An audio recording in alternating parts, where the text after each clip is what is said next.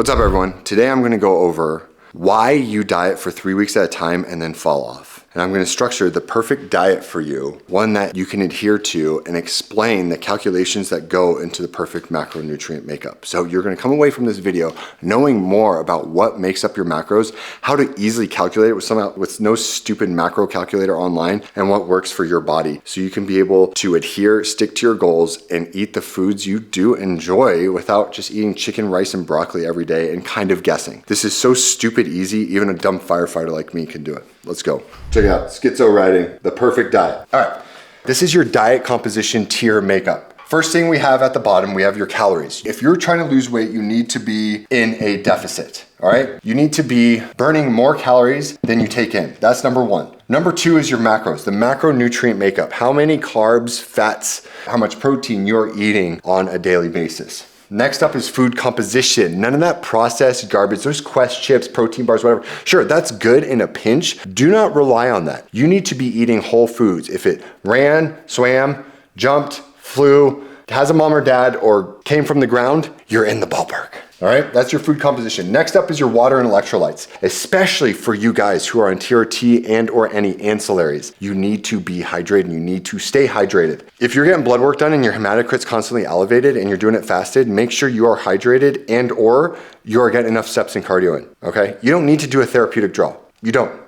Some alpha for you. I saw some stupid influencer also talk about electrolytes and how you don't need electrolytes.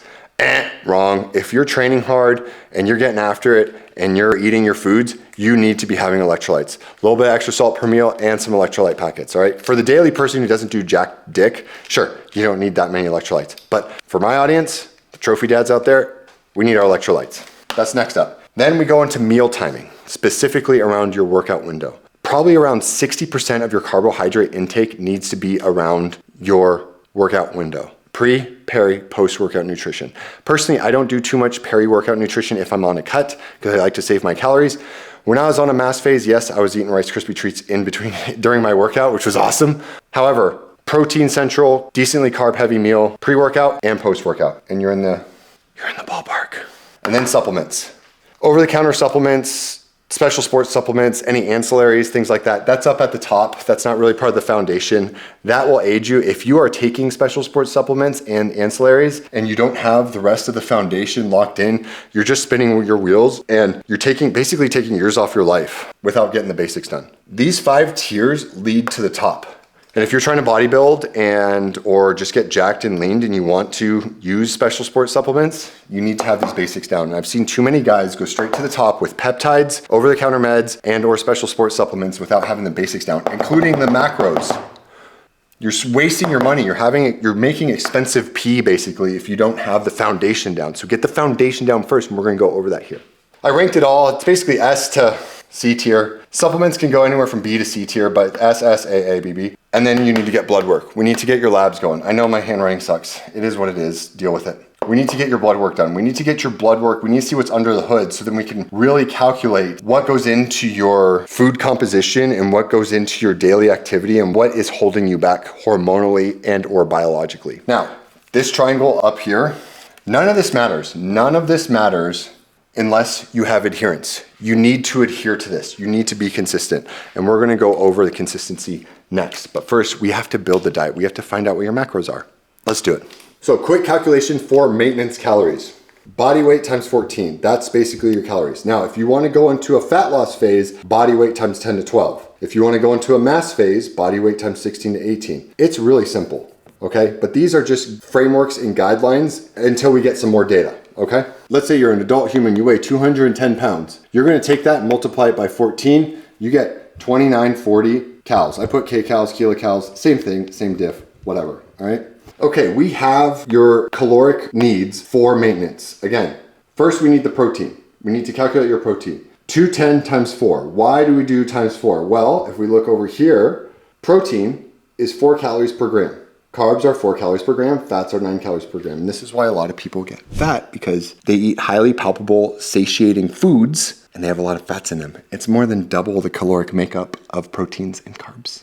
We now have our makeup for our protein. 210 times 4, 840 calories. That is our caloric makeup. for the protein, okay? So we're trying to figure out, divide our 2940 throughout proteins, carbs, and fats, and you start with the protein. Now, for fats, you can start off anywhere between 0.25 to 0.75, multiply that by body weight, that's a W, to get how many fats you need. I like to do 0.35, that's just where I start, 0.35 times 210. Came out to like 73.5. I rounded up to 75, that way we have more of a bank to pull from, okay? Now if we look back over here, fats at 9 calories per gram, we're gonna multiply 75 times 9 calories, we have 675 calories. All right, so now we have our protein calories, our fat calories. Now we need our carbs. How are we gonna get our carbs? We're gonna add these two together. So we're taking these calories here and we're subtracting from 1465. So 2940 minus 1465 equals 1475.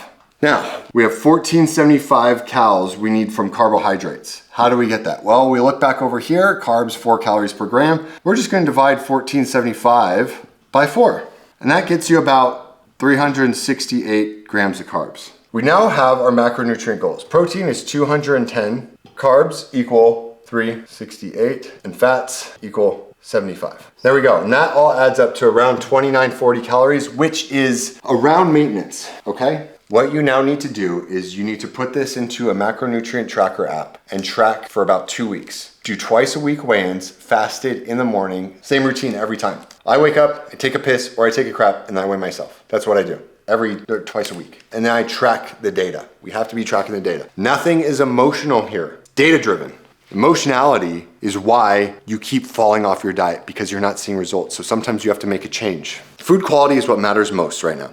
We need lean meats, dairy, eggs, protein, fish, like I said. Run, swim, jump, fly, I guess crawl. If you came from a mom or dad, you're in the ballpark for the protein. For the carbs, we're looking at rice, potatoes, whole grains, oats, fruit. I eat a lot of fruit on my cuts. Very, very good. Love that. But remember, clean foods in front of the wrong order, your progress is gonna stall, okay? So you need to make sure your calories are dialed in, then the macros, which we established right here, then your food composition, and we're gonna go water and electrolytes. I do about a 1/4 teaspoon of salt every meal, maybe a little bit more. Doesn't affect me, doesn't affect my blood pressure, doesn't affect my hydration. I feel great. When I feel really, really lethargic, the first lever I pull is my electrolytes. Am I dehydrated and or do I need more salt, magnesium, potassium? And if you are training hard and you are eating a whole food, clean diet, you need to be drinking 1 to 2 gallons of water a day. I'm not kidding. You need to be drinking a lot of water. Because if you're going from 0 to hero and you're training and you're giving yourself carbs, the glycogen fills, your glycogen stores are gonna fill up with fluid and water, and you're gonna be needing a lot more water than you think. And with supplements, we're not gonna willy-nilly do supplements right off the bat. We can't dose anything unless we have blood work and we have the lab values to go along with it to measure it. If you need help with your lab values, shoot me a DM, shoot me a message. We'll take a look at it for you. And the last thing is, if you have stalled for 3 days, that's a nothing burger. If you've stalled for 3 weeks, then we pull 1 lever at a time. 1 data point, 1 lever. Do not throw the baby out with the bathwater. We're pulling 1 lever first and then we make the judgment, okay? Check the inputs, your weigh-ins, your hydration, any extra alcohol on the weekends with the boys, you know what I'm saying? Extra bites of those chicken nuggies off your kid's plate. The first lever you're gonna pull is you're gonna move a small amount of calories, wait, and then judge. And then check your steps, check your movement, check your sleep and stress. And last thing, we never pull from protein. Never pull from protein, we keep that high, okay? You're gonna pull from carbs and fats. And one last thing, how do you know when it's time to end the cut? How do you know? It is time to end the cut based on how you look in the mirror, not the scale weight, because the scale weight can be a liar and that's also 1 data point. If you've been dieting for 5 months or more and you're stalled out and you still can't get that flat tire, that last bit of that flat tire out, maybe it's time to refeed and or go to a little bit of a maintenance phase because you're metabolically stalling. And there's a lot of other data points to look at there. But like I said, go off the mirror. Go off the mirror. If you're trying to get to a certain weight and you're grinding and you're white knuckling it, you're just gonna be spinning your wheels more, taking more of your hormones, my man. So like, comment, subscribe. Let me know if you like this video, if you want more educational videos like this, and we'll see you on the next one. Ciao.